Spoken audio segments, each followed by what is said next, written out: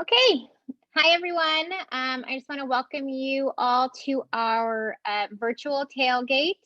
We would be in the field. Normally, due to COVID, we are virtual today, but it's great to see a little bit more of your faces in a virtual setting.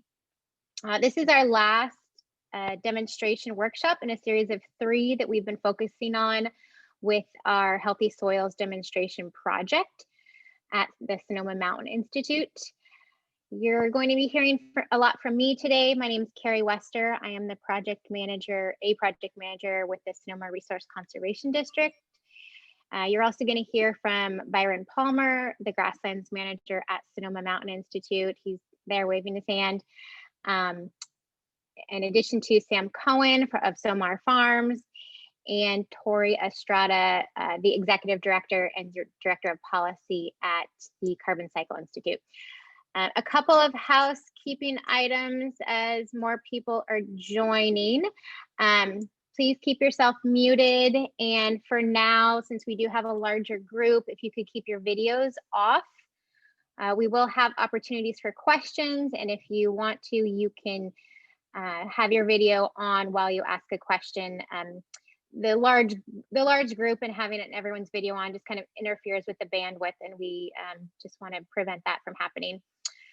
Let's see. As I said, there'll be time for questions, so we won't take questions during the first 2 presentations. We'll have a designated time after that. If a question does come up, you're more than welcome to include it or type it into the chat.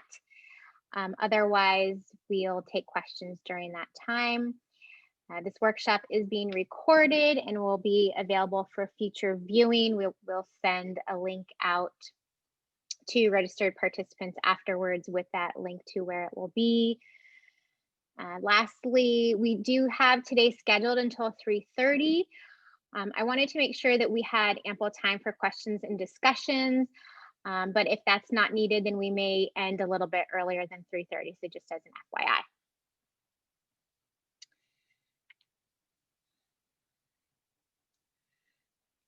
Okay, so I'm just going to go over the agenda. I kind of mentioned who is going to be talking today, but here is our actual agenda.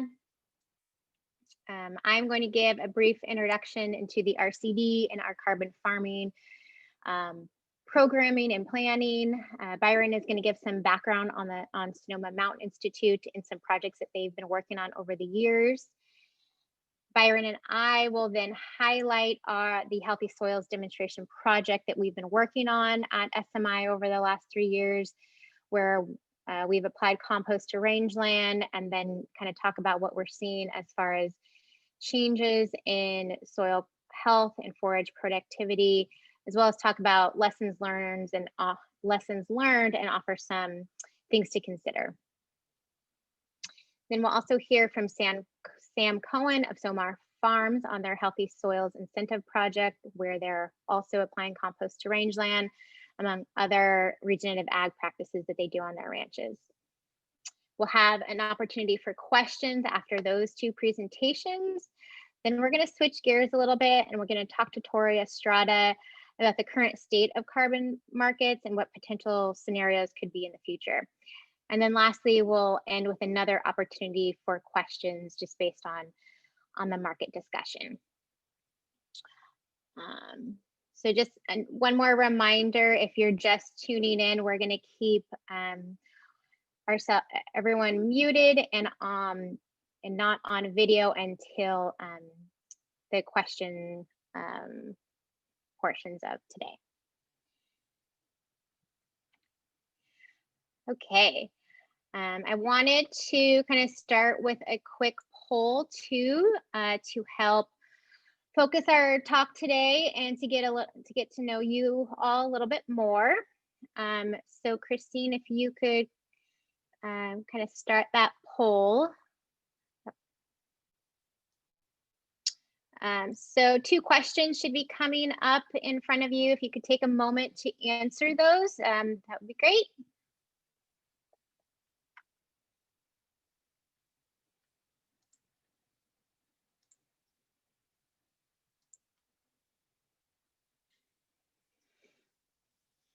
And then Christine, maybe just give me a heads up when it looks like we have a majority of responses.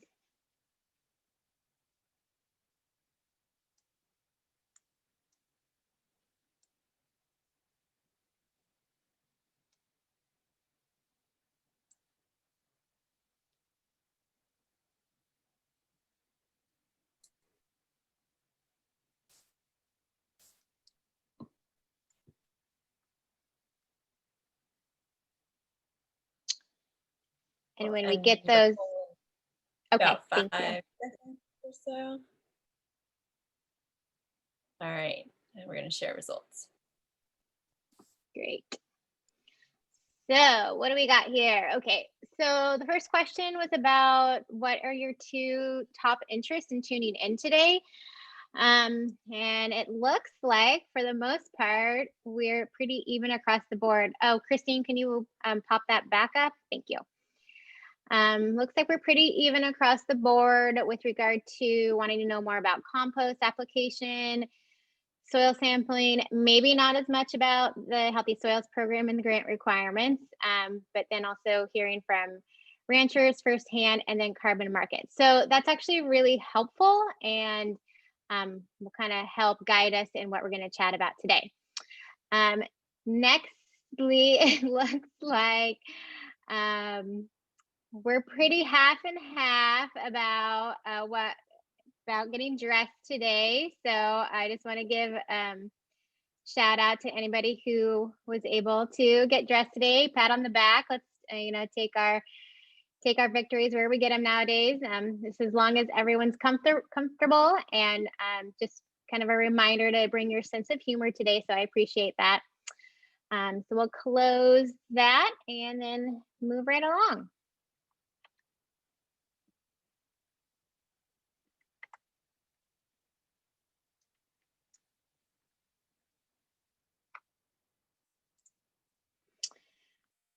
Okay, so I would think that most of you may be familiar with the Sonoma RCD, but for those who aren't, the Sonoma RCD, we're a special district. We provide technical, educational, and financial assistance to landowners and land managers in Sonoma County on natural resource conservation. We're located in Sonoma County. We cover about 919,000 acres, which is about 85% of the county. We share the remainder of the county with our partner Goldridge RCD, as shown outlined in red on the map here. We're funded mostly by competitive grants, which is one of the ones we're talking about today with the Healthy Soils grant we have. And we work on a variety of conservation projects related to fisheries, water quality, water conservation, forestry, and carbon farming programs, among others.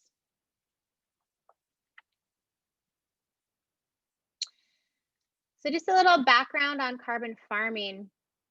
The way that I like to talk about carbon farming is using a carbon lens to look for opportunities on a property where we can help them store carbon, and in this way ag can play a larger role in mitigating climate change.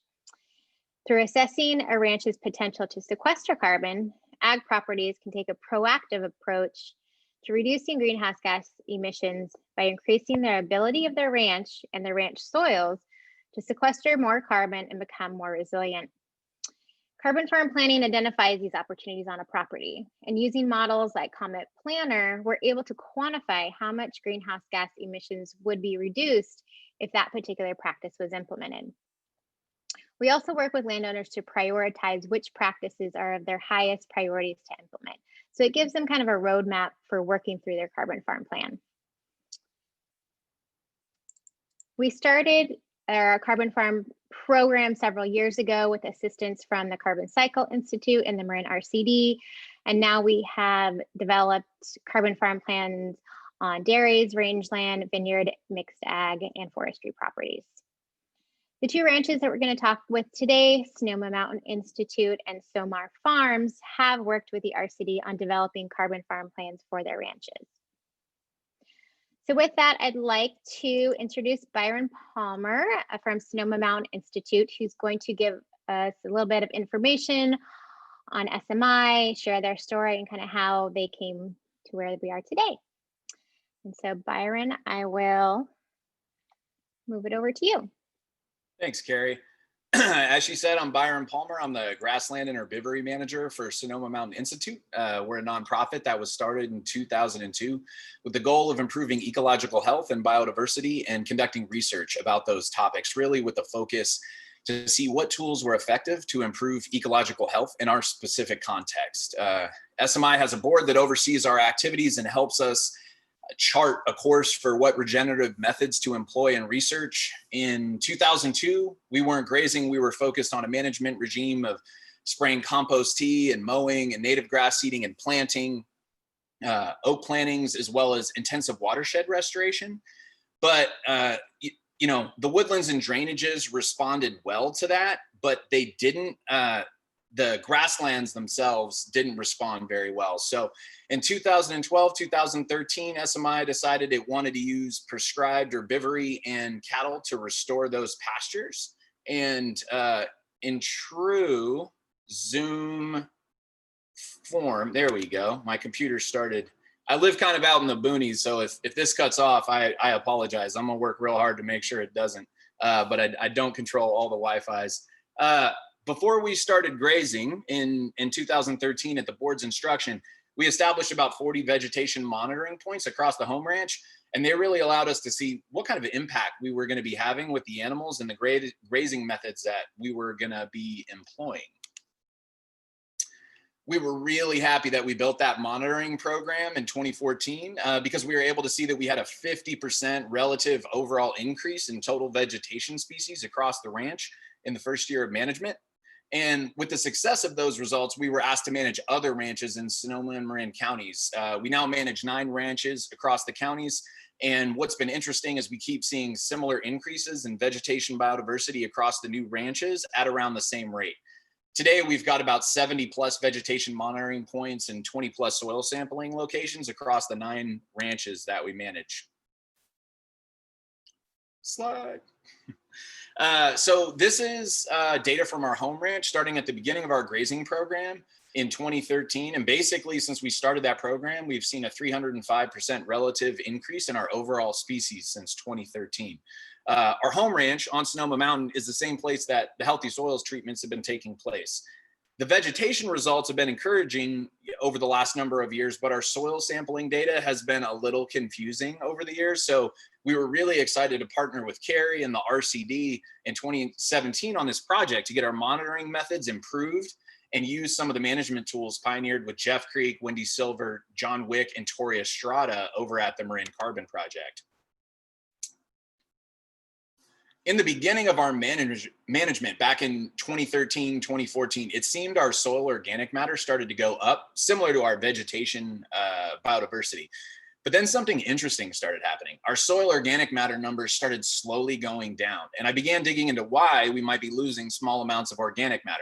One reason was sampling procedure error, which we'll cover a little bit later, but sampling error didn't explain all of it. Extremely curious, I ended up going back and reading the study that was put out by the Marin Carbon Project that inspired me a half a decade before.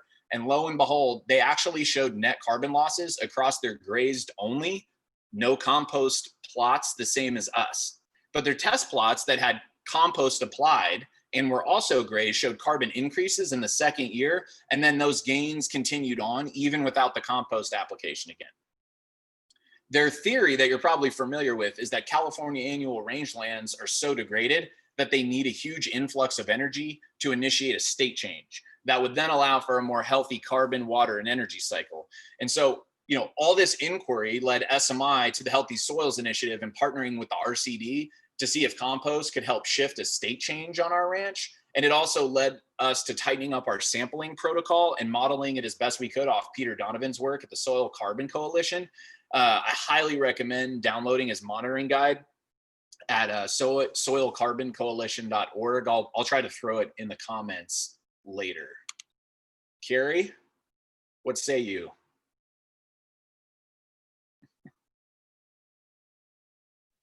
All right, thanks, Byron. Yep. So let's dig a little bit deeper into the Healthy Soils project itself. So As Byron kind of alluded to, we started working with them in 2017 on a carbon farm plan for their home ranch. And through that process, we identified several carbon beneficial practices for the ranch, including compost application. So when we were wrapping up their plan, it was right when the first round of the Healthy Soils, the California Department of Food and Ag Healthy Soils funding came out.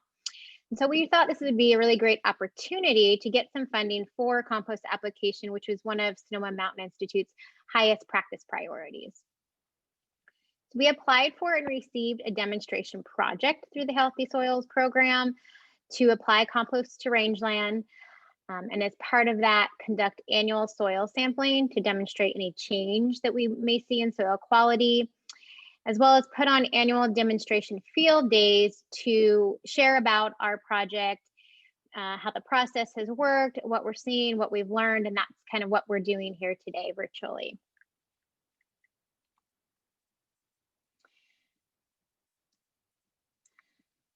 So the way that we designed the project was based on that SMI really wanted to maximize compost on as much acreage on their ranch as possible. So we looked at their carbon farm plan and looking at, taking factors into consideration such as accessibility, open grassland area, and slope. We planned out to apply compost to about 53 acres of rangeland across their 400-acre ranch. We also have about 23 acres of control or untreated areas that would not receive compost, so that we would be able to, discern any differences in areas that receive compost versus those that didn't. One of the important things to maintain was SMI's grazing regime that they utilize. So no changes in grazing occurred in the compost application areas versus the control areas. All plots would be grazed regardless if they receive compost or not.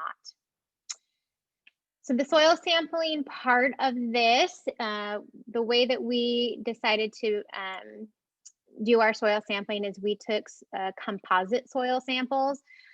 If you're not familiar with what a composite soil sample is, it's essentially taking a lot of more what we call subsamples, and then putting those together and then mixing them together and then taking one sample out of that. So essentially it's a composite over a larger area. So just to give you a sense, over the last 3 years, we've taken a total of 58 composite samples, which is coming from 464 subsamples. So there's a lot more field work associated with taking subsamples to get at your composites. We took samples from two different depths, 0 to 6 inches and 6 to 12 inches. We also collected baseline soil samples. So this is collecting samples before any compost application was applied to the ranch at all. So we did baseline soil sampling in 2018, and then we've done annual soil sampling after each compost application for the last 3 years.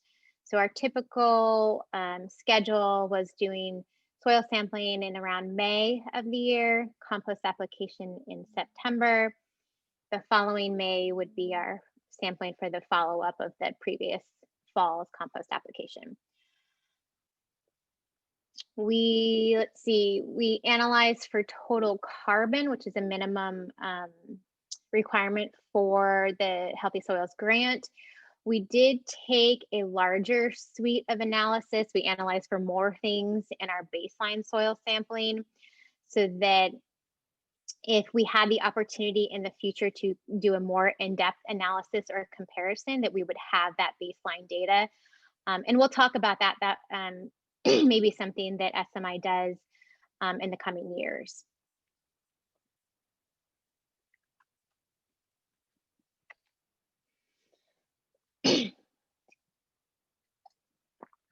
So this is just a map of the ranch, and then kind of a call out for the vicinity, just to give you a sense of where we're at.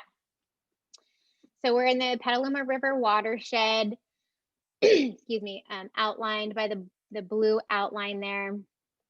And the SMI ranch is indicated in yellow on the very east side of the Petaluma River watershed in the foothills of the Sonoma Mountains. The ranch map, the aerial there, shows the different treatment areas and control areas. So the treatment areas, those are the ones that receive compost. They're outlined in green. Excuse me. And the control areas are outlined in pink, and those areas would not receive compost. Let's see, the small green dots are approximate locations of where we took our composite soil samples in each plot.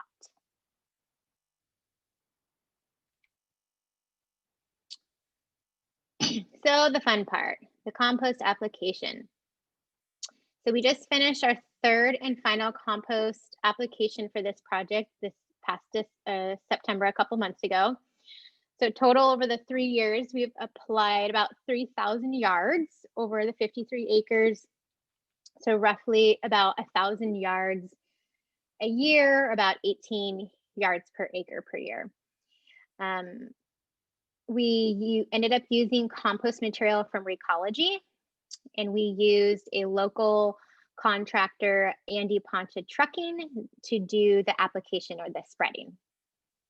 And that's something to consider when you're doing compost application. Is the application is usually like a separate contractor from where you're getting your material from. And then just to kind of give you a sense of what it looked like in the field, the upper right photo here kind of gives you a sense of how we had to mark out our treatment plots to make sure that the application was appropriately put on the areas where we wanted compost and not in areas where we didn't want compost. So that was one way that we kind of had to be out in the field and manage that to make sure the compost was where we wanted it applied.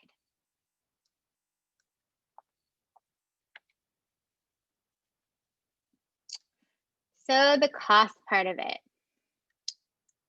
For this project, we found our average annual compost application cost to be about $500 per acre, which includes material and the application. The compost that we did use from Recology was from out of the area, so it is important to consider freight or your trucking because that is going to add to the cost of your compost. The Healthy Soils Project grant paid 100% the first 2 years of this project, and then Sonoma Mountain Institute, as part of their cost share, was responsible for the 3rd year as far as costs.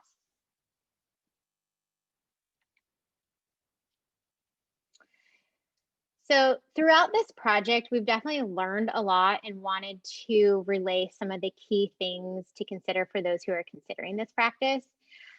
First was application rates. We, per the Healthy Soils grant, we were limited in our application with a certain application rate that they wanted, which is in tons per acre, and which is a weight, which is a weight. But most compost is sold by the yards, which is a volume. So it's important to understand how compost can vary in weight and volume depending on its moisture content.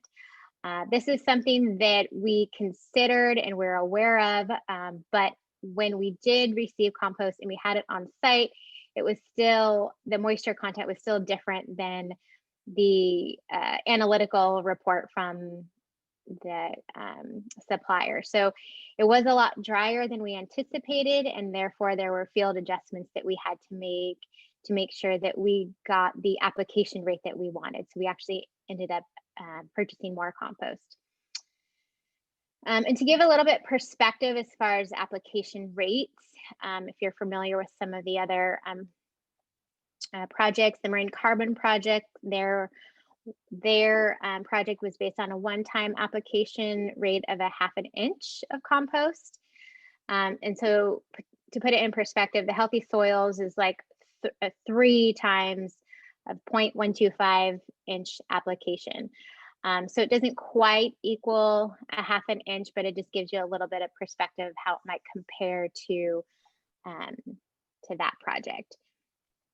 And then let's see, I think Byron, you had some thoughts that you wanted to add on to these as well. Yeah, always thoughts. So, the application rates can get really confusing. As Carrie said, the Marin Carbon Project was based on a 1/2-inch single application of compost, which I think is in the neighborhood of 65 yards per acre. The Healthy Soils Protocol was based on the results of the Marin Carbon Project, but it was changed pretty significantly, breaking that application into thirds or a little less than thirds. The Healthy Soils Protocol calls for around of 1/8 of an inch, like Carrie said, of compost spread each year for three years. A few quick practical things to note about this. It is hard to apply compost when it is windy. Think Dorothy and Toto in the tornado. You lose a lot to the air. And we found that out after the first day in the first year. And we went on to wet our compost down with sprinklers and soaker hoses for days before application. And it makes a huge difference. Like, I won't dig deep into the data right now, but just know that the plots that had compost applied in the afternoon when it's windy store less carbon on average than the plots spread in the morning when it's not windy. And, obviously we'll just wait. The problem is the equipment's there. It's expensive and hard to schedule. So unless you want to pay them $150 an hour to have a snack in the wind and wait till the next day, you should really wet your compost down, because that is a super expensive snack. I would like to have a $150 an hour snack and see what that tastes like. Also, quality is a big issue. I'd be happy to take questions offline about this topic, but here's a short summary.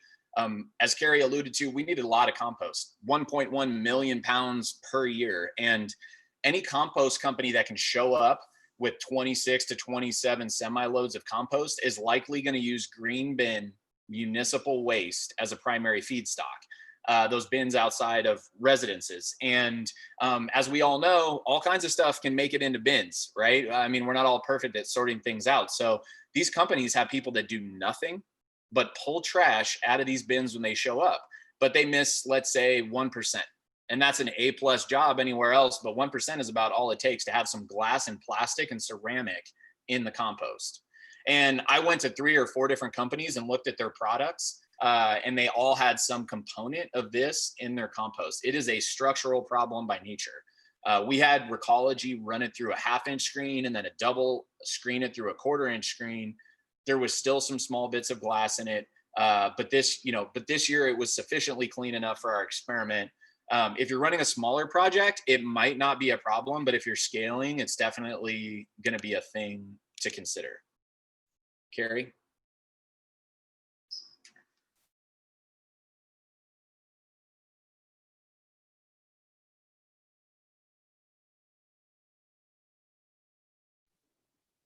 All righty.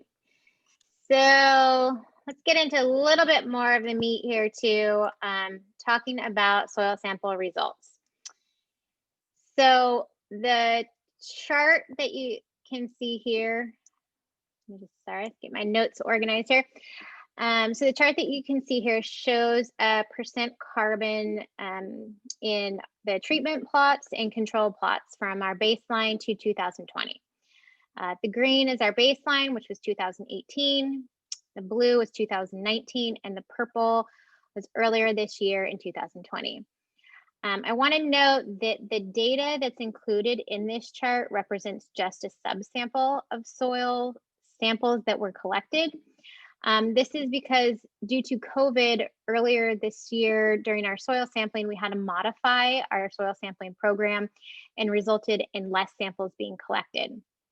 So in order to show comparison of apples to apples, the same sample areas being collected in 18, 19, and 20, I'm just representing those particular samples in this subset. So with these, what you can see, or what we're seeing, is that we're seeing an almost 20% relative increase in percent carbon in the treatment plots, and a little over 8% decrease in carbon percent in the control plots. And just to give you a sense of the soil sampling that we did baseline to 2019, kind of what we were seeing then with all of the samples, we also saw an increase, a relative increase in the treatment plots, about 6%, and then a decrease in the control plots of about 2%. So regardless of this year having less samples, it's still kind of on par with these kind of clear trends that we're seeing as far as increases in percent carbon in treatment plots versus these slight decreases in the control plots. So while we think this information is super interesting, but not conclusive. In general, I think what we're really interested in is, what is the soil sampling that SMI is going to do next year show, because that's going to be after the last compost application. Right now, we're just looking at only soil results after 2 compost applications. So what is it going to look like next spring? And in addition to that, what is soil sampling results going to show us future sampling after, compost application has been completed and no more compost is being applied to these treatment plots. And Byron, did you want to add any thoughts to that? Yeah, just in general, the treatments and exposures show trends consistent with the results of the Marine Carbon Project. In my conversations with Jeff Creek, we've talked about it, and it's what he would expect to see based on their results. It also lines up with, some of the data from Point Blue Rangeland Monitoring Network across their big network. So, we think over time, like Harry said, we'll get more interesting and telling data when we're not applying compost anymore. So data in 2022 and beyond will have meaningful stories to tell, and undoubtedly more questions than answers. Yeah, soil sampling. Okay, so honestly, this topic deserves its own entire 3-hour webinar by somebody a lot smarter than me, and they're probably on the call right now. So cover your eyes and ears, earmuffs, so you can say anything you want. But here's a short summary of what we found matters for soil carbon in our conversations with experts. The first thing is trying to make sure your sampling area for your subsamples that go into your composite is as homogeneous as possible. Peter Donovan's sampling grid and his sampling booklet address this very well. The reality is there is so much variation within soil, even within 10 feet at times, that the heterogeneity can really alter the data in a material way. So, in Peter's booklet, they use a transect grid to make sure that the subsampling that forms the composite is meaningful and repeatable. The next thing is you need to sample at multiple levels in the soil strata. There's disagreement about what depths, and I'm not smart enough to argue one way or the other. We did 0 to 6 inches and 6 to 12 inches. There's people that talk about 2 feet, 3 feet. Get out your long reach excavator and dig to the crustaceous period. The bottom line is the depth is something you need to consider when you're setting up your sampling protocols. You also have to get it to the right lab that is using the right equipment to detect carbon change. I cannot overstate this enough. The loss on ignition method of measuring carbon, which is common at a good number of labs and can give you agronomic information about your organic matter levels, can be helpful in applying soil amendments, but it is not sensitive enough to detect carbon change. You need a lab to perform dry combustion, elemental analysis. That's why we use the Oregon State Lab. Additionally, your subsamples, as Carrie said, they come together to make distinct composite samples. The more composite samples you have, say 4, 5, 8 instead of 1, is going to take some of the trend, take some of the noise out of that data and give you better trend accuracy. Lastly, it's worth it to sample soil biology. That is a whole 10-hour webinar contained in this statement where you will, probably be wearing your PJs because it's way too long. But we're mostly talking about chemistry here with carbon levels. Soil biology matters a lot. And we have some soil biology tests that we've run. That's not part of this presentation, but it's going to be worth it to know the soil biology of the compost you're putting out there.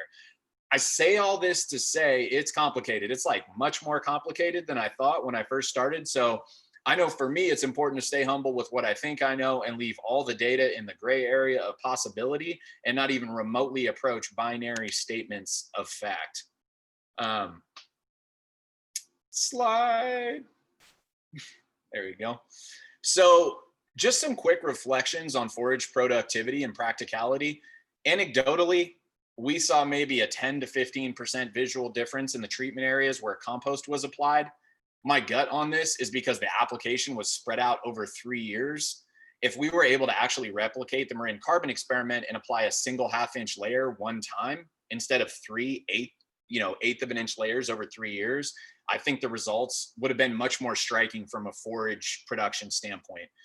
Talking economics, even if we doubled the amount of forage we saw, like 100% increase, that $500 a year over 3 years adds up to $1,500 an acre of all-in cost for 3 years.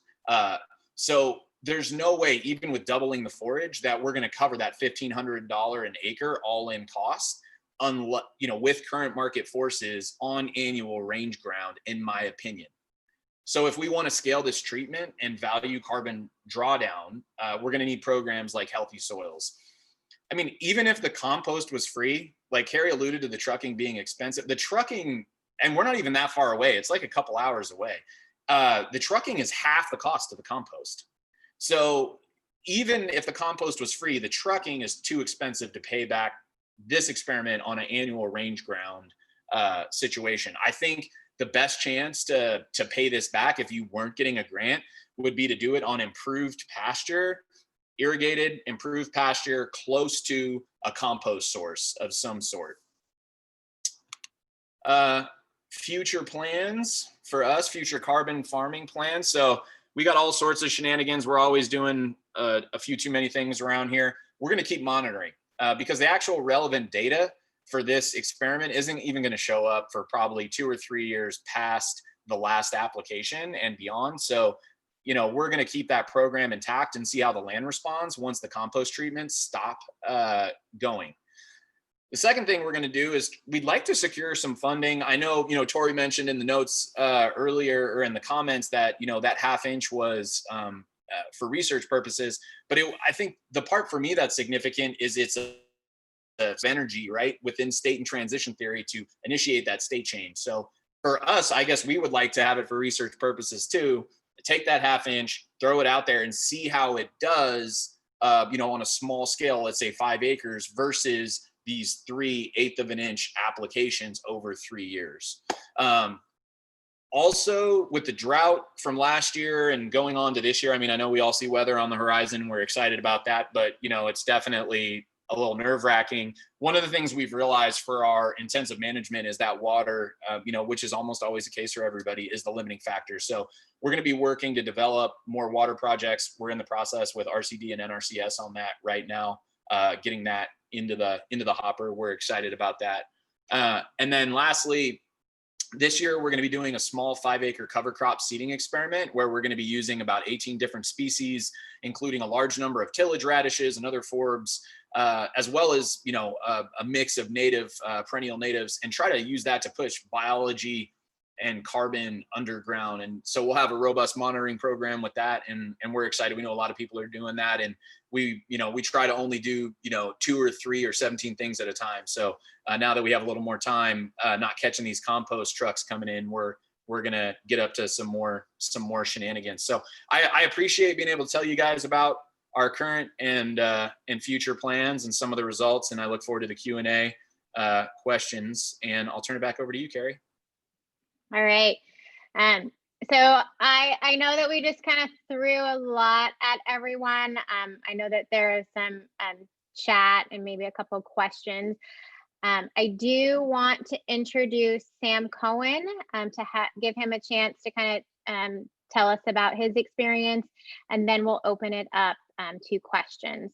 So Sam, you should have availability to share your screen as a co-host. Do you see that option if you choose to? Yeah, I've got some notes written up, but I don't have a formal presentation to share, so I don't think we need to share screen. Okay, well, with that case, I will find a better, let's just find a better slide to look at so you don't have to look at me. There we go. Okay, we'll just keep that in the background, and then I'm just going to introduce Sam Cohen of Somar Farms. So I just want to say hello to everyone and welcome. It's definitely been a heck of a year. Living out on a ranch, it feels oddly normal so much of the time, just taking care of the animals and the land. But anyway, our ranch is Somar Farms. The name comes from being on the Sonoma Marin border. So if you grow, if you're growing grapes, it's Sonoma and Napa, and it seems like with beef, this is the area that is a naturally great area to grow beef. So I'm a first generation rancher. So since I was a kid, I've always done land management on my parents' property and as a volunteer doing creek restoration. My day job is as an environmentalist doing energy efficiency. But I really wanted to start taking care of land again. And when I started looking for a ranch, I couldn't afford one. So I eventually bought a really rundown ranch, but I think it was a good lesson. It didn't have a lot of water. It had lots and lots of trash and deferred maintenance, and hauled about 70 tons of trash out in my Toyota half-ton pickup truck. But I put up cross fencing and started leasing the land out to ranchers because I didn't know anything about cattle. And I just couldn't get people to do any rotational grazing. I did all this cross fencing and they wouldn't even shut the gates. So I ended up buying my first cattle because I wanted to see the land better taken care of.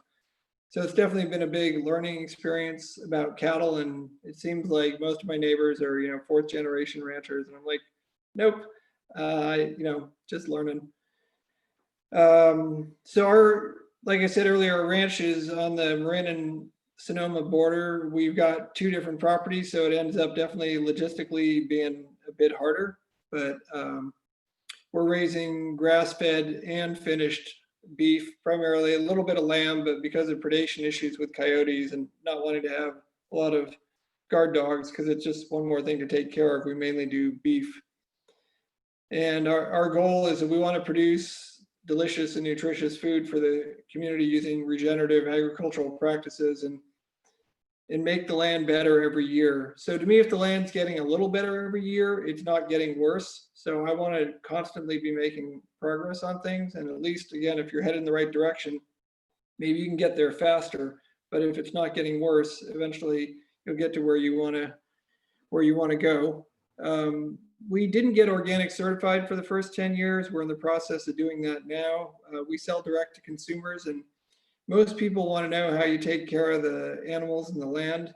And we haven't found that it cost us customers not being organic, but we eventually decided to do it anyway. So looking at the questions people were asking in the initial poll, they wanted to know about compost application logistics. So we're in the second of 3 years for compost spreading on the ranch. And a lot of the points that I jotted down before the meeting, Byron covered, though we do have some different results and priorities.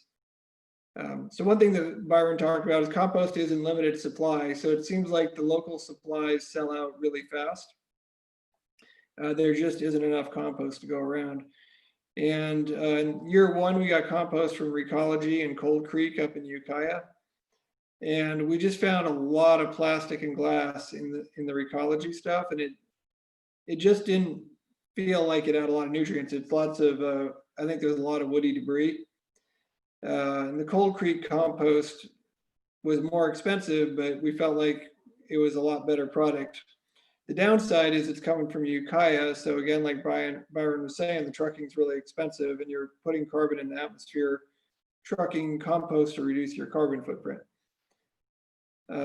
So some of the challenges we ran into, again, Byron is saying the same thing, the low application rate is difficult, that the compost trucks just aren't, or they're manure trucks, they're just not really, that's their absolute minimum spread rate, and it's just hard to spread it that thin.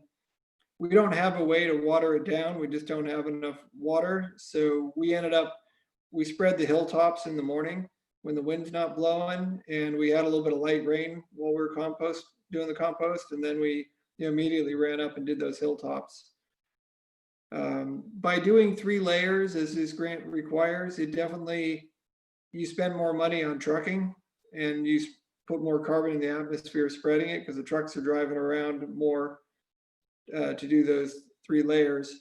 One of the, I guess the main positive I see about it is if something goes wrong, like if we have our first rains are really, really heavy, it's not all going to wash off. And we don't overgraze our land, so there's a lot of residual dry matter on the land. So if it does start raining, we feel like the compost is unlikely to wash away when it's spread thin. So that is an advantage. And the odds of heavy rain 3 years in a row when you're spreading it aren't that good. So that is the one positive I see about spreading it out. It's, no surprise to anyone, but nutrients flow downhill. So our goal on the ranch is always, how do we move nutrients uphill? We got a very steep property. So one of the ways we do it is to put the water in any feed up high if we're at a time of year when we're feeding. So we've worked with Marin RCD and put a lot of distributed water up on hilltops. So that really draws the animals up high, and they leave their urine and manure behind.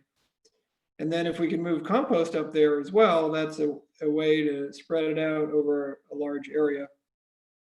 But it costs a lot of money to get the compost up to the hilltops. They don't want to take a full truckload, and they usually, they have to drive around. Our hills are too steep to drive up.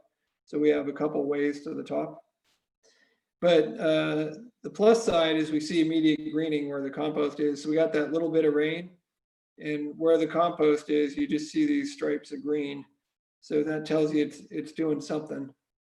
And one of our major goals is to keep our grass green later in the year, and compost certainly helps for this. I just ran out and bought $5,000 worth of plantain and chicory and mixed it in to the compost pile before they spread it, because we're looking to get deep-rooted perennials that are going to help resist erosion, draw water from deeper in the soil, and offer fall feed to the cattle. So to me, while I was already paying for compost minus the cost share and trucking, it seemed like it made sense just to put some more seed in there. Another one of my major goals is to keep good grass cover everywhere on the property. So I want everything to be growing some grass and be productive. And they're definitely going to be better and worse soil, better and worse grass areas. But bare soil erodes, it hardens in the sun, it doesn't absorb water in the winter, and it grows weeds, and it's not feeding cattle. So a lot of my focus is trying to go to my worst areas and improve them. And one of the things, I guess, in contrast to what Byron was saying, I'm trying to get some cover everywhere. Our bottom lands are pretty good. And so as much as possible, I guess we want to make sure everything has a good layer of grass. It's productive, it's slowing the runoff, all those different things we need, because we've had so much erosion on the ranch historically before we got it. And looking around at our ranch and others, it seems like south-facing hillsides are on the verge of desertifying after only one good rain year. And just in general, we know it's going to keep getting drier. So I'm going to be setting up some experimental plots on really steep hillsides with one of my daughters, just to see what compost can do on these south-facing hillsides. And we'll use, compost only, compost and compost seed and old hay, and see what we can do to turn around some of these hillsides that really are not growing much at all. The other thing that we're doing outside of the Healthy Soils Project to keep things green later in the year, we're using a lot of woody debris to create sediment traps in our seasonal creeks. We had a lot of just really steep, like 8-12 foot vertical banks, just caving soil in, and there's no flow most of the year, but when it rains, given how steep it is, the land really carves. And so we've definitely found that those act as little sediment traps. They don't do much. I was hoping they'd slow the runoff. It doesn't seem to. But it definitely, any soil that does move picks up behind all these different sediment traps. And the great thing is it's stopping the down cutting. So any sediment we collect in the bottom of the creek brings the bottom back up. And that way we don't have a big ditch essentially draining our fields, because no matter how much rain we get about a week of sun and wind in May, and then all the surface moisture is gone on the hilltops. So anything we can do to keep the water level, the water table higher in the valleys gives us late season feed. This year we're also looking at building willow walls in the steepest sections of the creek that are too hard to access, where you can't put in stumps and large woody debris. So that's some of our experience. I know we're going to have a Q&A later, but that's what we've been seeing with the compost and some of our efforts just to retain a lot more soil moisture. Thank you for sharing, Sam. Yeah, I think we can open it up for any questions for myself, Byron, or Sam. I know that there has been a couple questions in the chat, so maybe we'll start with those. It looks like in the beginning, I think this was from Tristan. I think this may have been a question for Byron when Byron was talking about some of the monitoring efforts that SMI is doing. Is the biodiversity increase native or non-native, naturalized, and invasive species? Am I reading that correctly? And Tristan, feel free to unmute yourself and ask that question directly too, if you prefer.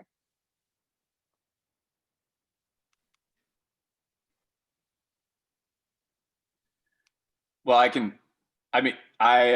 you kind of saw my answer there, but yeah, it was overall vegetation. So everything, those that we categorize as good and bad in our infinite wisdom. I can't remember off the top. I can try to get you that data, but I want to say the native increase might've been like 120% or something like that. He said he saw the answer. So yeah, we're good.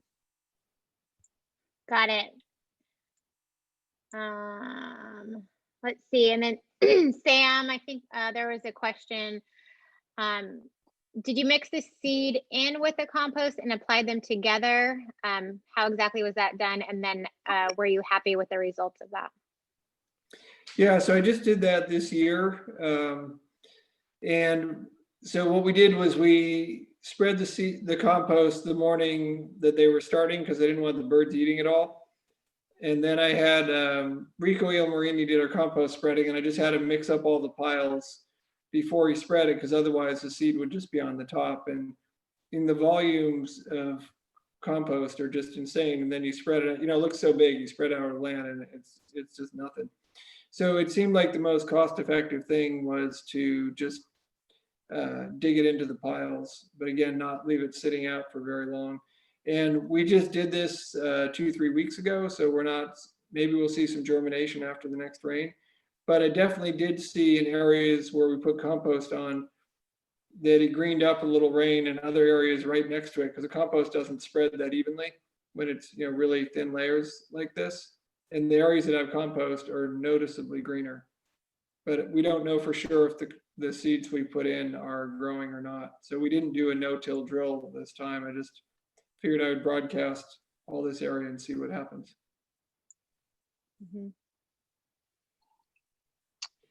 If anybody else has any questions, you're more than welcome to, I think you can raise your hand or unmute yourself and ask away.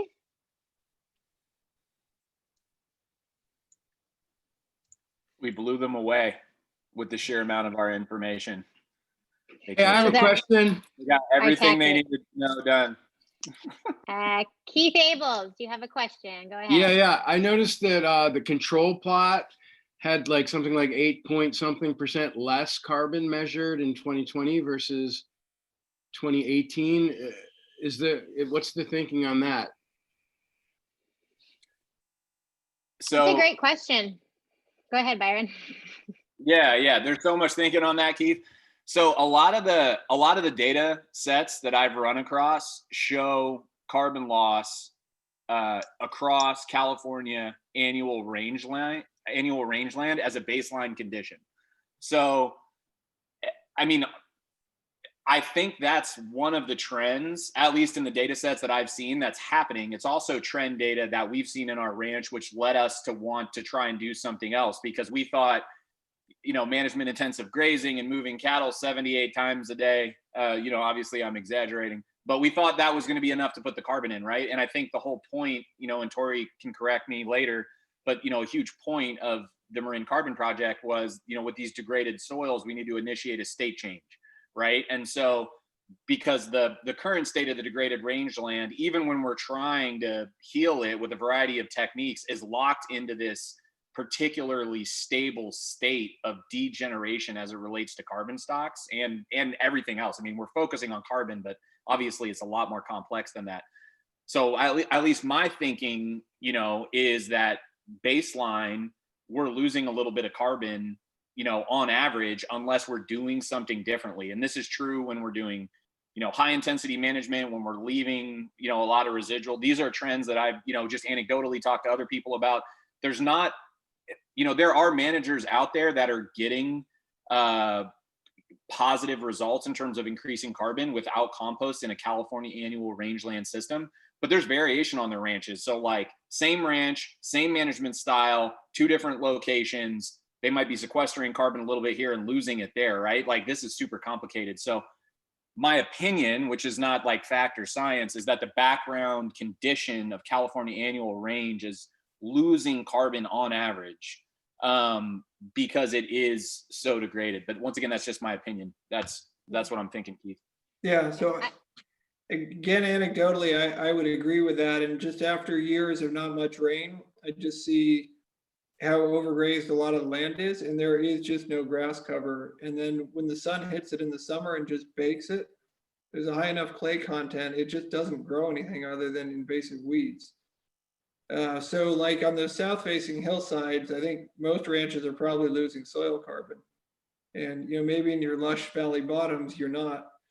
One of the most effective things we found is just crowding the cattle in. We got a lot of harding grass, and getting them to stomp that down in the ground, so they either eat it when it's young and fresh, or stomp it. And if there's anything, if you're feeding, like you throw your feed on top of whatever it is you want the cattle to stomp. And I mean, all that helps. I just literally am looking at every square foot of ground, just trying to be like, how do I get grass cover on this? And to the point where like, yeah, I'm carrying buckets of compost to small bare spots and seeding them, because otherwise we're surrounded by ranches with tons of distaff. And if I have any bare soil, it immediately gets distaff. And so I patrol all my fence lines and, pull all the weeds as they come over. But for me, a lot of my goal is to get grass cover. And it seems like we get enough fog that it's amazing. With just a little bit of grass, the fog condenses. Even spider webs, sometimes in like, August through November, when it's just feeling desperately dry, you're like, oh my God, it's never going to rain again. There's nothing alive. And then in the morning, the sun comes over the hill and it'll light up 10,000 spider webs, and they're all just glistening in the dew. So every little, anything that will catch moisture really helps. We're also going to try some, kind of inspired by the spider webs. We're going to look at some fog screens and try that out and see how much moisture we could capture, and if we could use them to establish some windbreaks and get new trees growing. Looks like there was a question from Jessica regarding if the CDFA Healthy Soils grant is rethinking the 3 times application versus 1-time application. Jessica, I know that there has been efforts from various groups to relay that information to CDFA about 1 time versus 3 times. I haven't heard anything with regard to that changing. So I don't know if anybody else on the call has any more information on that. I haven't heard.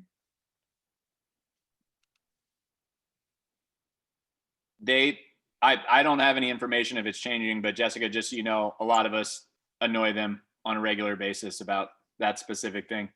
I promise to not talk about it too much, so I'll shove it deep down, but obviously in agreement with you and would like it to change.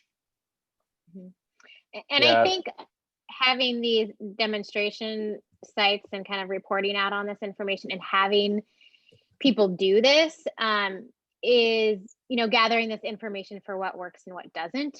So, we're the guinea pigs, we're the the first, people who are kind of trying this under this grant program.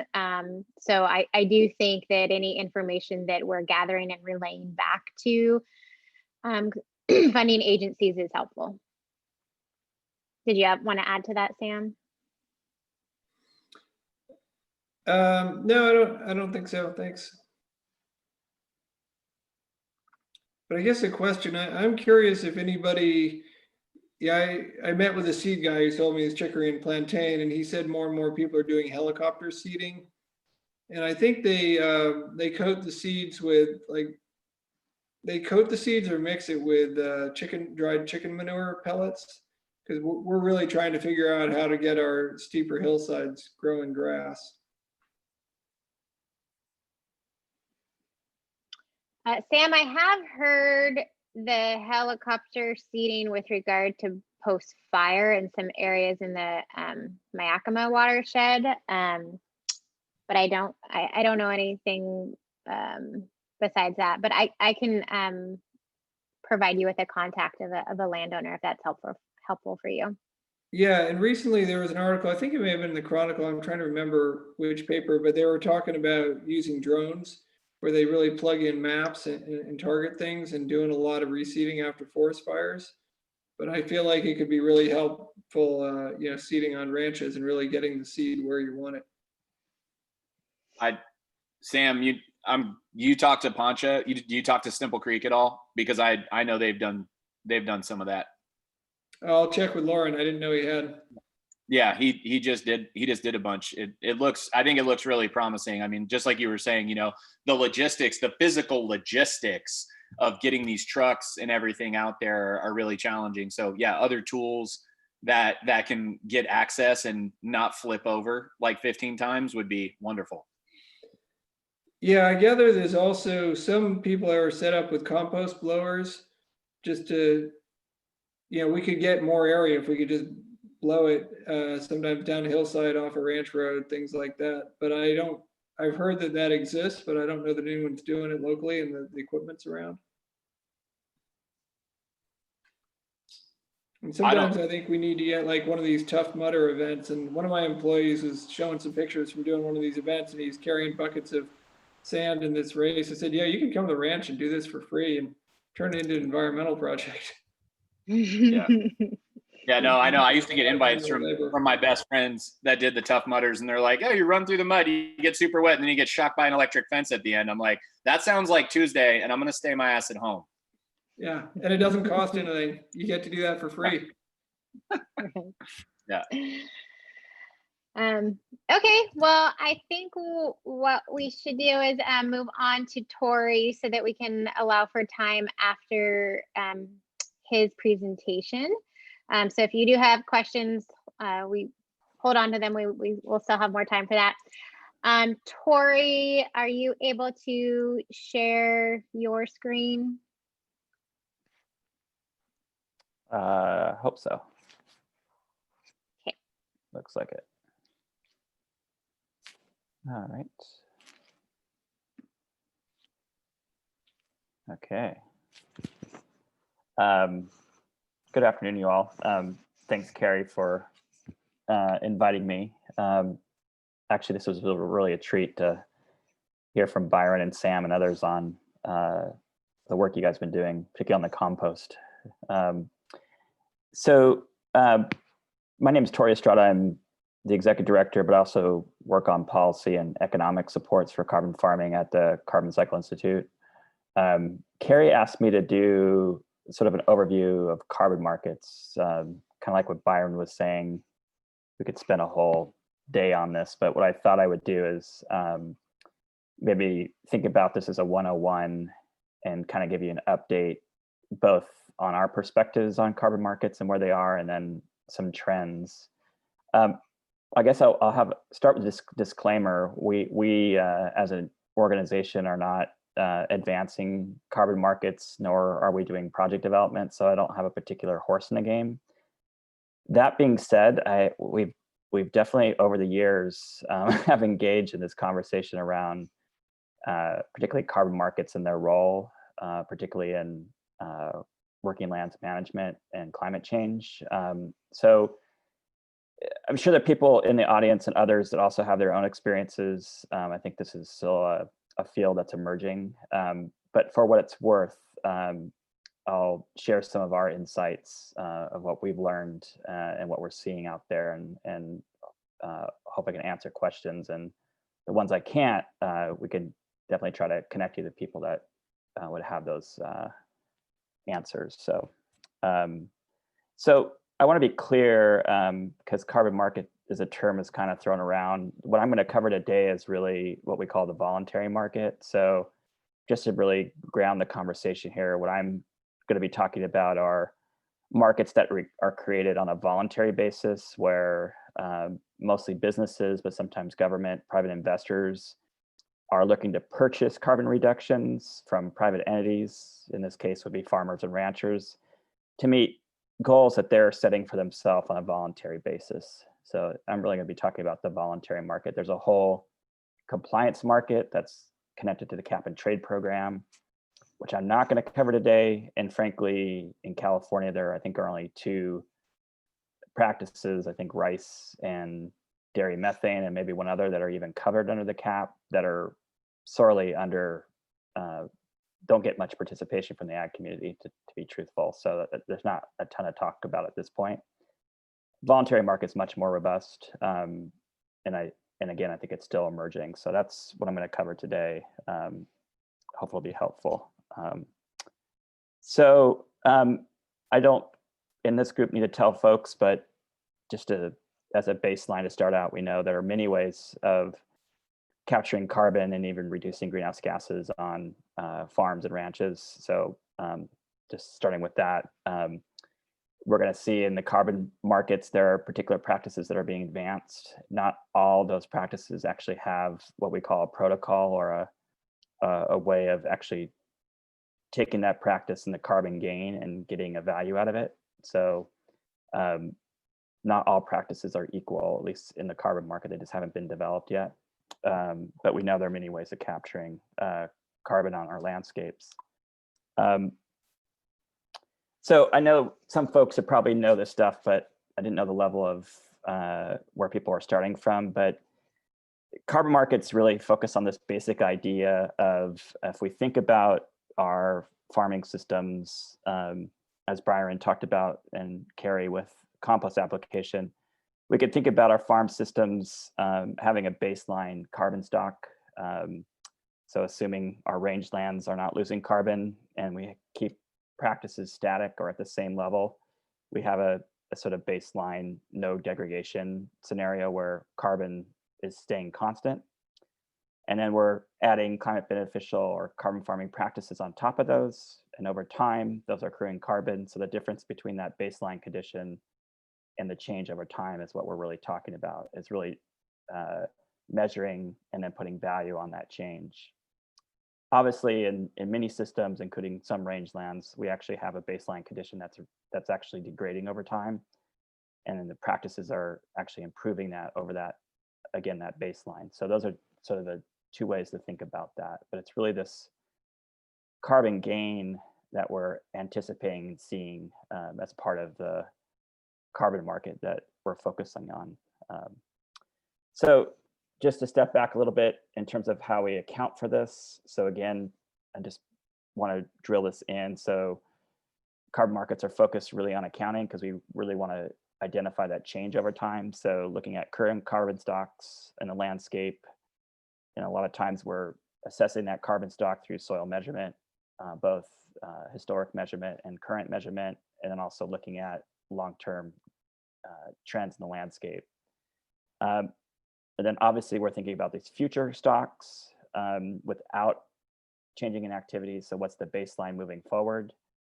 In many cases, we can estimate the future carbon stocks based on modeling. And we also have to calibrate those models with assumptions around management, weather, and climate conditions. But there are pretty robust models that can kind of project out what future carbon stocks can be based on management and parameters like soils, climate, and what have you. And then the key part of this is sort of future carbon stocks with the project activities. Again, focused on, in many cases, combining real ecological on-farm data, including management data, and then also soil sampling and measurement over time to calibrate those changes. So an important piece of why there's so much work on the carbon credit end is these simple requirements, but are important in farm systems that, one, we'd be able to measure the change over time, because you can't really create value on something you can't measure. We also need to be able to verify the change. So not only be able to measure the carbon change, but that we can verify the practices that we believe will make those changes over time can be validated and verified that they actually happen and they're maintained. And then also this concept of additionality, or that the changes are additional. So what that means is that in the sort of, if you think about business as usual, that the carbon sequestered or reduced wouldn't have happened as a normal course of practice or management of the land. So in the case if, let's say, crop farmers were doing 100% of our cropland was covered by cover crops, doing additional cover cropping would not be additional. So this is idea, and there are a lot of requirements around showing that the practice is actually additional, that it's essentially a new practice at some scale. So a lot of the thinking around carbon markets is really getting at those requirements of additionality and measurement. So I put this slide up here not so we can get into the nitty gritty of, developing a carbon project and to engage the carbon market, but mostly just to show you that there are different phases of work over time, and that if you're going to engage in carbon markets, you have to understand there's a huge upfront investment of time and money. So as you can see here, even before you start, you got to figure out the feasibility of the project. Did it actually meet the requirements for the particular practice for offsetting? There's a whole bunch of issues around project management and upfront cost. There are upfront costs around validation to make sure that the process you're using to do measurement and implementation of the practices follows guidelines. So it's a huge investment in the management of a carbon project, which are real costs up front. And as we know, unless you're stacking a lot of practices, the carbon gain is slow over time. So there's a sort of disconnect between the upfront investment and the value is going to, manifest over time. And it's not different than many other systems, but what's important is to know that in most carbon markets, you're not going to be able to capture the value of the carbon, until many years after the investment. And that creates, I think, a challenge, particularly for terrestrial systems and farming systems where carbon accrual can be slow. So that fundamental reality, I think, drives a lot of the effectiveness and viability of carbon projects. Because at the end of the day, we're doing this because of land management, but we also have to consider the economics of it. And the economics are challenging, depending, again, on the scale and the type of practices and the number of practices you're engaging in. So just wanted to give people a sense of that. So since we're talking about compost today, I thought it might be interesting to look at, just as an example and some of our experience, looking at one particular protocol in the carbon market, which is what we're talking about today, compost additions to grazed grasslands. We've looked at this practice. This is a carbon market protocol that's actually approved by the American Carbon Registry.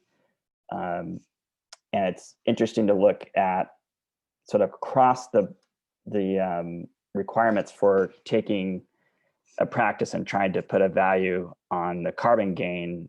We did some initial work back in 2016, looking at the average cost of actually getting a project up and going and actually taking it all the way through where you can actually get a payment for the carbon gain. So you can see that every step of the way, upfront monitoring, and as we talked about today, the cost of compost is significant. But what's also important to think about is the requirements for validating the project to make sure the project actually meets the requirements of an offset protocol, the continuing monitoring requirements. If you have a 10-year project versus a 30-year project, there's ongoing monitoring you have to think about. And then there's a whole cost, legal cost and administrative cost for basically commercializing that credit. And those costs are not insignificant. So when we looked at this over time, as you can see here, a large upfront cost, that you have to bear, but then there are costs throughout the project. So there's monitoring, measurement every 5 years for this protocol that has a cost. There's additional monitoring requirements that you have to think about over time. So you can see in this case, and this is, based on average size, I think a 300-acre ranch in Marin. These were compost costs that we figured out back in 2016. There's certainly economies of scale that you can get at, but we're looking at close to $3,000 an acre of cost in the project. So just something to think about in terms of carbon markets. So when we looked at, this compost application, 50 to 60, up to 50% or to 60% of the total project costs is just to validate and execute the carbon credit. Put aside all the compost cost and management cost. It's just a significant amount of money, particularly for small size projects to take on. And that equates to about $20 to $40 a ton real cost of actually executing a project. So I'm not trying to be a Debbie Downer about this, but there's some real challenges in terms of the cost of executing these offsets. Don't worry about these numbers. These costs have some variability, but they represent in broad terms the sort of categories and relative cost of, at least for compost application. That being said, if we look across project types for carbon markets, we actually see that, even $100 a ton is not the average cost for real project costs for carbon offsets. If we look at some energy efficiency and transportation costs, they actually sometimes can exceed over $100. So there's a real variability in the actual, cost it is to actually sequester or offset a ton of carbon in these systems. And these numbers are from state investments and projects. You could sort of see the variability across those project types.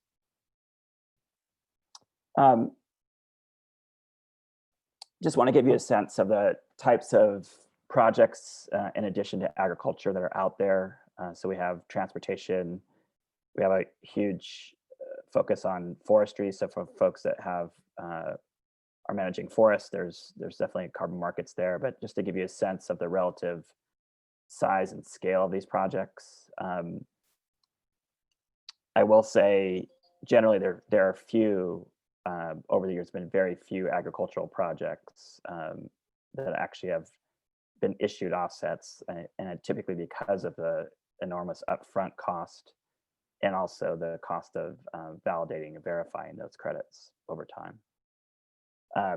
Just another way of looking at this is a global look back in 2018 at how many tons of CO2e have been transacted through carbon offset projects. And again, you can see forest and land use is huge, largely because the European Union is pushing for a lot of forest-related projects in the global south. So, and a lot of these carbon projects are also part of poverty alleviation and economic development. But you can also see that the agricultural side of this still is lagging, just so you can get a relative sense of the types of projects and the scale over since 2018. And then this is a real kicker for me, and these are global numbers, but I think they're really telling. You sort of see the range of projects, from forestry, red, down to rangeland management, the relative number and volume, but more importantly, the average ton that's paid. In 2018, we're talking $3 a ton, which is a pretty low price for carbon, particularly for terrestrial land management. So these numbers are fairly low. So that's just a reality, I think, where carbon markets are, is we're typically seeing the price for that carbon being far below what it costs to actually put those projects on the ground.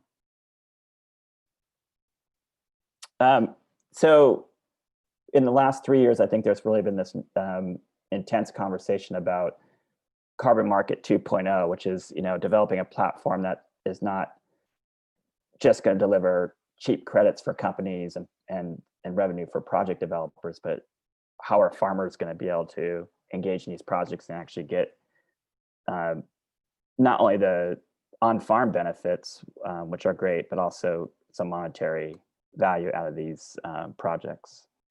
So there are some bright spots that I think are still emerging. There are a number of project developers that I think are trying to address these issues of upfront cost, and particularly trying to drive down the cost to verify and issue carbon credits. So Nori is one really great example. I won't get into all the details of them, but I would say Nori is definitely one project developer to look at, because they've been really aggressive on trying to reduce the costs for validation and ongoing monitoring by trying to shift to model-based approaches. Particularly, they're looking at enhanced version of Comet Planner, which I know some of you are using for your carbon farm planning and regenerative ag work. So they're increasingly trying to simplify and use modeling as opposed to annual monitoring or routine monitoring, or requiring somebody to run a biogeochemical model, which is at a heavy cost. So Nori has spent quite a bit of time trying to develop these platforms. This is right now is doing a bunch of pilot projects to see to test the rigor of those models, but also more importantly, that the data requirements for producers are reasonable. So in the context of what we just talked about of the demonstration project for CDFA, Nori is really taking an evaluative approach about really getting input back from producers and ranchers about the types of data sets that are needed to that are reasonable for farmers to sort of engage in. Another effort I think it would be important to look at over time is the Ecosystem Services Market Consortium. Although they've been mainly focused on soy, corn, and wheat in the Midwest, they are actually looking at soil carbon and water quality benefits and trying to create, again, platforms that are probably more reliant on modeling, trying to simplify the data requirements and validation requirements. And since we're talking about mostly ranching and grasslands here, there is a project they've just launched in Oregon where they're actually trying to work with a cohort of ranchers to identify a suite of practices, and more importantly, a cost-effective data verification and validation process that producers can go through. So the Ecosystem Service Market Consortium themselves is not a project developer, but they're investing in a platform that they're hoping that some of the national and regional carbon markets might be able to take on. So that's something to watch. And then the last one I'll mention, which is Indigo Carbon. Probably a lot of you have heard about that. It certainly is scaling up, although the list of practices that Indigo Carbon is focused on is really cropland, and they're focusing on a smaller set of practices that they feel that they have good data in terms of their modeling and research on. But the thing I take home from Indigo is it's going to only work for probably large scale ag at $15 a ton. You have to either have a scale of practice or you really have to have other resources to make that pencil out at $15 a ton. They're definitely engaging producers in carbon markets, but we're yet to see the sort of scale and the kind of returns that producers are going to get from this. I haven't actually seen any evaluative data yet coming out of Indigo, but we're curious to see, how far they can get. I do want to just end with one thing, which is we tend to think about voluntary market being private sector, and certainly there's a lot of interest from businesses that are setting voluntary goals. But I would encourage us to think about carbon markets in a broader way, which is that the public sector is also in some ways establishing carbon markets. So California is a really great example where, one of the 5 pillars for state climate policy is carbon sequestration and land base. And we talked about healthy soils as one program that's trying to get support out to farmers. The funding for healthy soils, for folks don't know, that actually comes from the cap and trade program. So the state of California has set reduction requirements for select industries. Those industries can basically meet those reduction requirements, a limited number of those reduction requirements, by buying offsets that the state of California approves.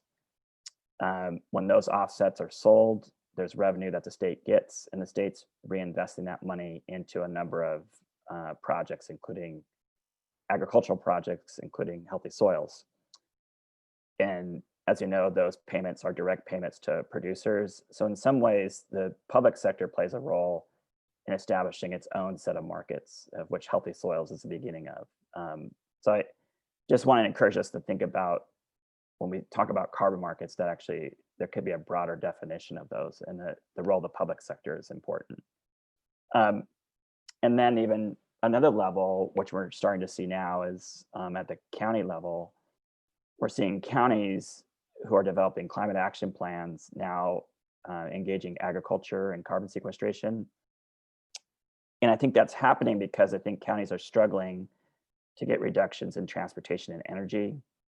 So now they're become interested in agriculture, and actually in Marin County, its climate action plan was just approved by its board of supervisors, and agriculture is, in terms of the percentage of the reduction they're looking to ag to carry a lot of that burden on a voluntary basis. But I think what's going to come out of that is a real discussion around the kind of investments, not only in terms of resources, but the kind of supports and needs in terms of policies and permitting, streamlining, and other helping reduce other costs for projects on the ground. So there's a real interesting emerging conversation at the county level in Marin around supporting carbon farming in that county. And then, since we're talking about Sonoma County, I just want to let you know that that conversation's happening in Sonoma County around its climate mobilization. The Regional Climate Protection Agency has developed its long-term strategy for meeting the goals that Sonoma County set for climate. And there's a fairly robust carbon sequestration and working lands component that Sonoma RCD and Gold Ridge have been working on. And it's laying out also at least some high-level goals to try to identify incentives and resources to support farmers directly for implementing practices like compost application. So just to think about the different levels, the role of the private sector, state of California, but also county and local government are now engaging in this conversation around incentives and markets. So just to put that out there.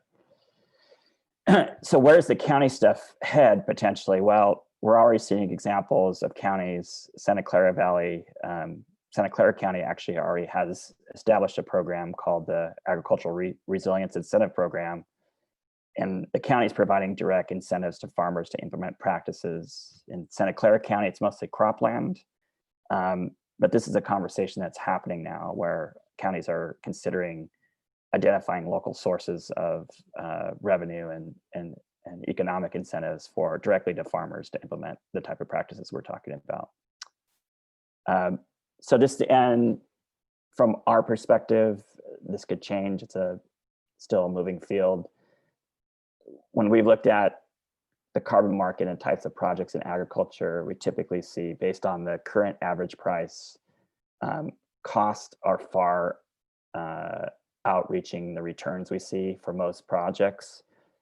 Now this can change again on the scale and type of practices. So there's definitely a lot of variability, but I would caution carbon markets alone are challenging to pencil out projects. And again, that's because the validation and verification and requirements to turn a carbon gain into an actual credit significantly drives up the cost.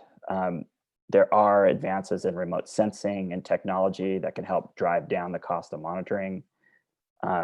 they have their own challenges around accuracy. And again, Nori and others are trying to develop new platforms that reduce the overhead and reduce the verification cost, especially for working lands. So there's definitely an intent to improve the platform. And as I ended on, let's not forget the public sector investments. And in some cases, those public sector dollars can actually be leveraged with private sector dollars to actually pencil out projects. So as producers or people are going to be supporting those kind of projects, you have to be fairly nimble and thinking about the type of revenue to leverage to make those projects actually work on the ground. And then one thing I wanted to mention, just because it's a concern that's out there, there are concerns that carbon markets generally there's a concern that carbon emissions from industrial plants that create local health impacts, there's a concern that those should not be offset with known local sources, including carbon farming. And I think the reason for that is a real concern that while, like say Chevron in Richmond is going to reduce its carbon emissions, and it can't do that, so it's going to be looking to a farmer in, Alameda County, certainly can offset the carbon emissions, but the health impacts locally are not offset. So there's a real ongoing policy conversation around the types of carbon emissions that should be able to offset outside the sector. So I just want to let you guys know that that's kind of a robust and challenging conversation that's ongoing in this space. So I hope that was helpful. I don't know if people have questions. Let me end this here.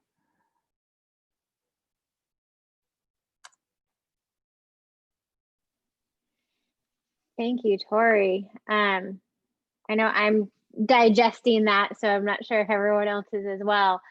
Let's just look through the chat to see if there was anything specific. I know there was a question regarding, and I share this sentiment too, from Elisa. It looks like still finding it frustrating that there's often no avenue for farmers who are already implementing climate beneficial practices for those people to be recognized or awarded within these markets. And I think that's something we struggle with, whether it's carbon or water quality or other resource concerns. Any thoughts on that? Any discussions that you've heard of?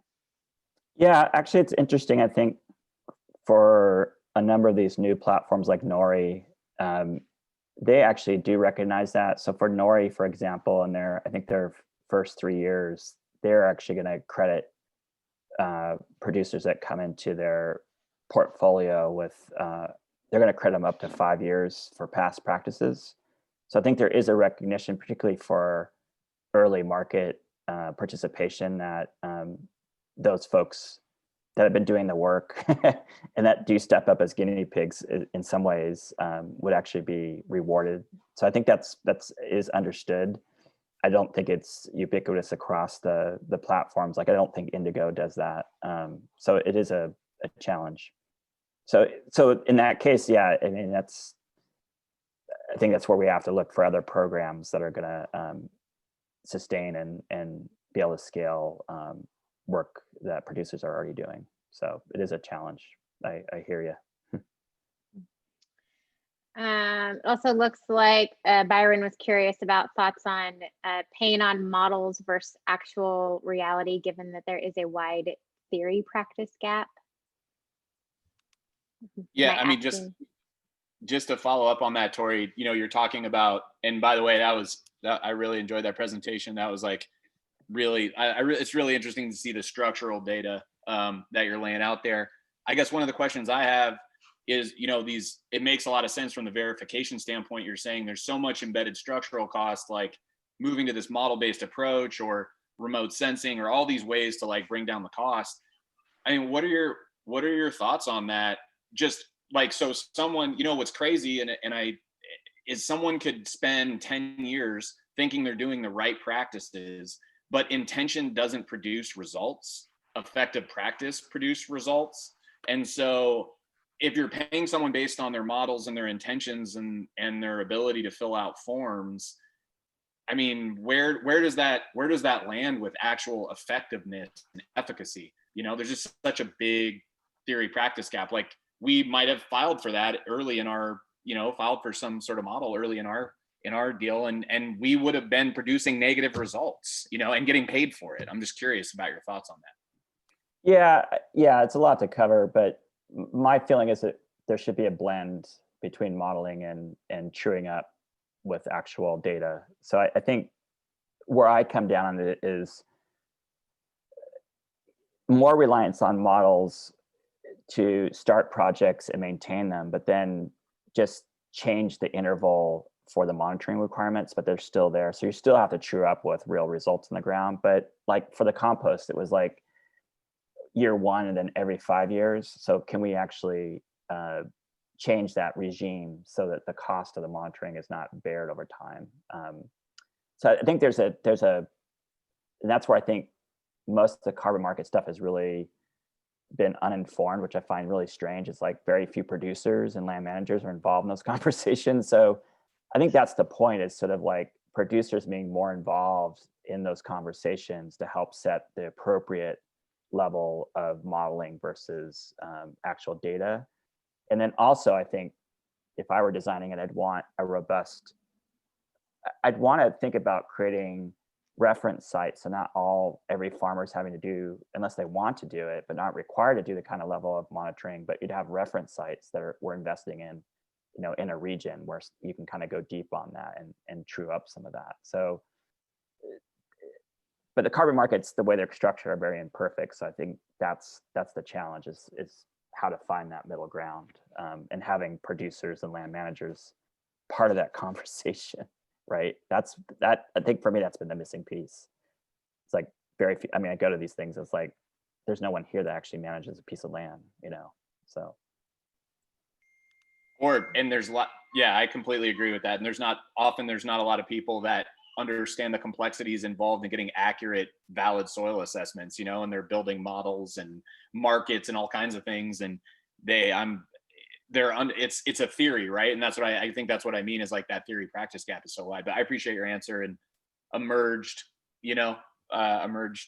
method, that makes a lot of sense. Yeah, or building in that learning and knowing that there's gonna be some variability, right? Particularly with soil sampling, it's just building into the model or the structure itself that there's gonna be, some variability in that. So I guess I will say, and Nori, I think, is getting at this. I think somebody mentioned Regen Network.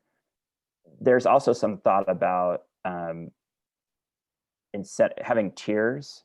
So if you're actually doing more modeling and data, that you actually get a higher price, or so that there's also that thinking as well. But I'd say that's the exception, not the rule.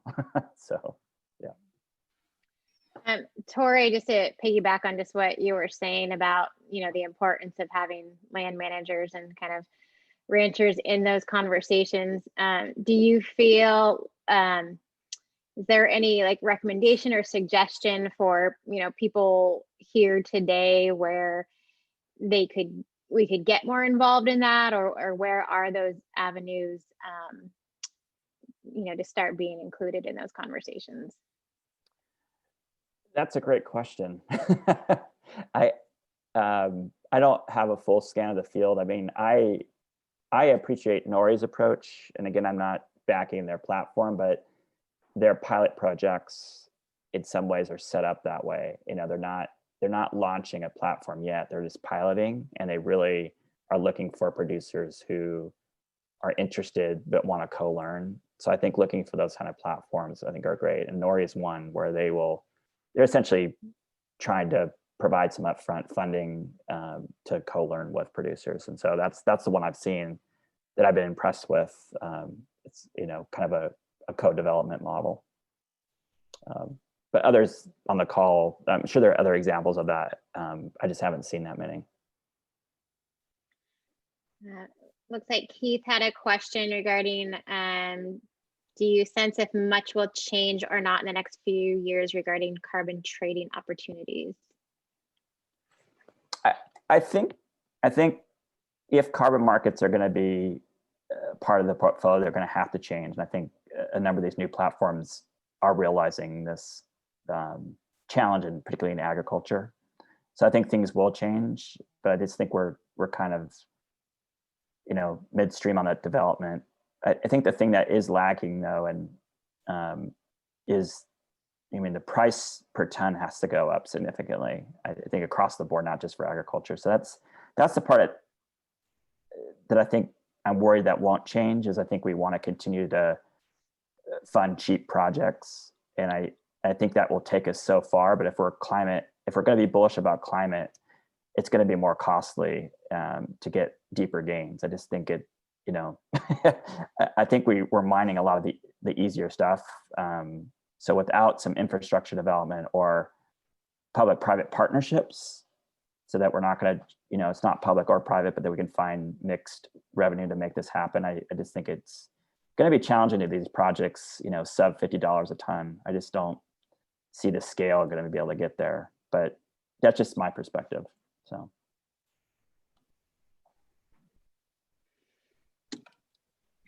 Great thoughts, great questions.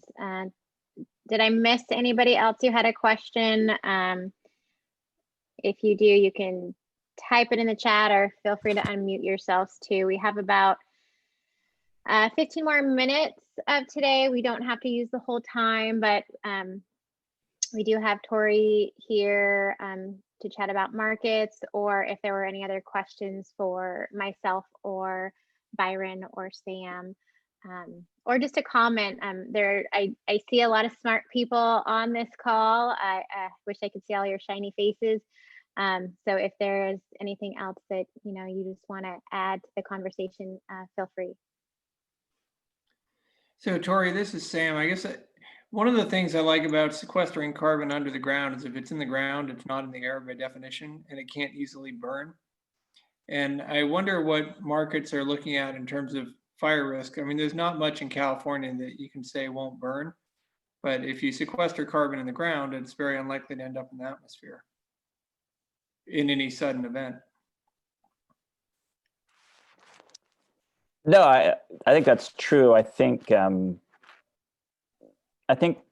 terrestrial carbon, particularly ag carbon, I think one of the challenges is I think it's, in some ways it's not new because it's the oldest thing on the planet. But in terms of markets, I feel like, and Sam, you do energy efficiency, I feel like we're back in the days of energy efficiency when people just don't understand it outside the ag sector. And so I feel like it's not always a science issue, it's just sort of like understanding what it is. So I think the variability, that Byron and others were talking on the soil sampling side, I think that's kind of spooked a lot of people in sort of seeing the upside of it, particularly the permanence issue. So I think we have some conceptual challenges that agriculture and terrestrial carbon doesn't walk the same.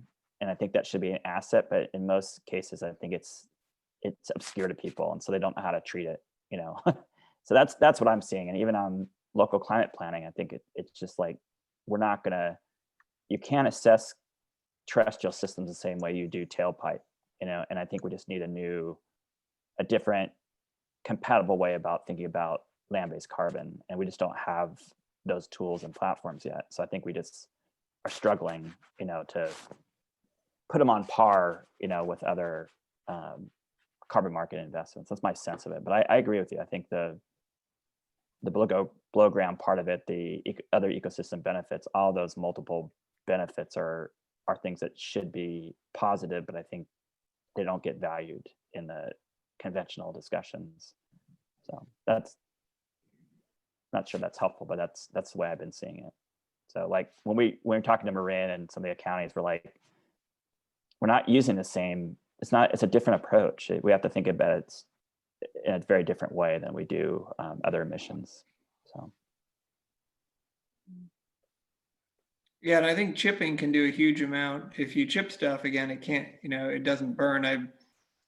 work on a place in Maine where everybody around us burns, and there's more carbon in the trees than in the ground. And I feel like once I chip it, it'll never burn. The odds of it burning are pretty slim if it's, low to the ground and rotting in the ground versus up in a dead tree. Yep.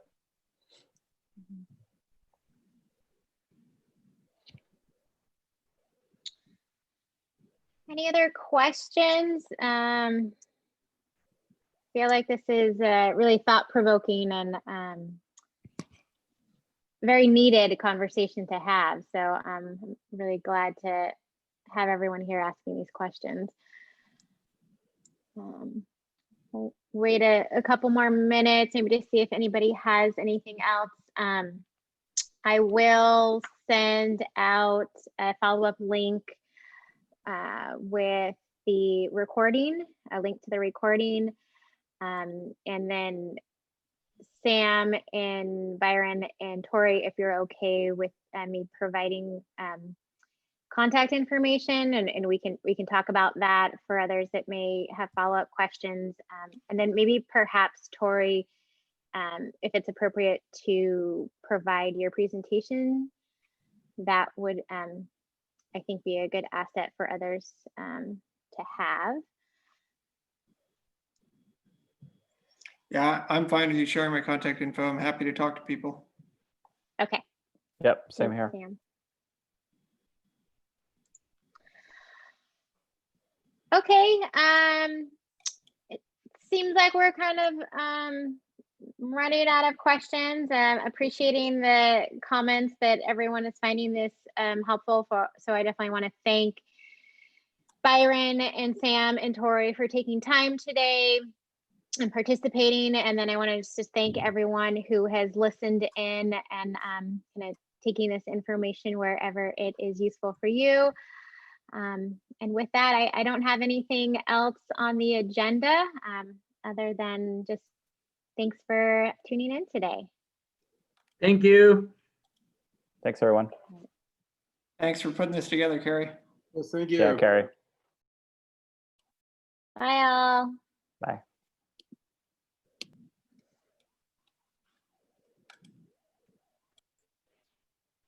Great job, Carrie. Thanks.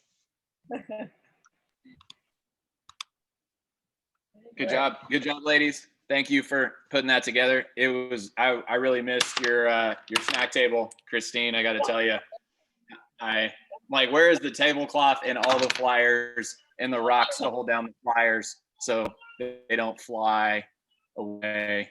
Yeah. Yeah. I know. Christine, Listen, can you stop the recording? I will stop the recording.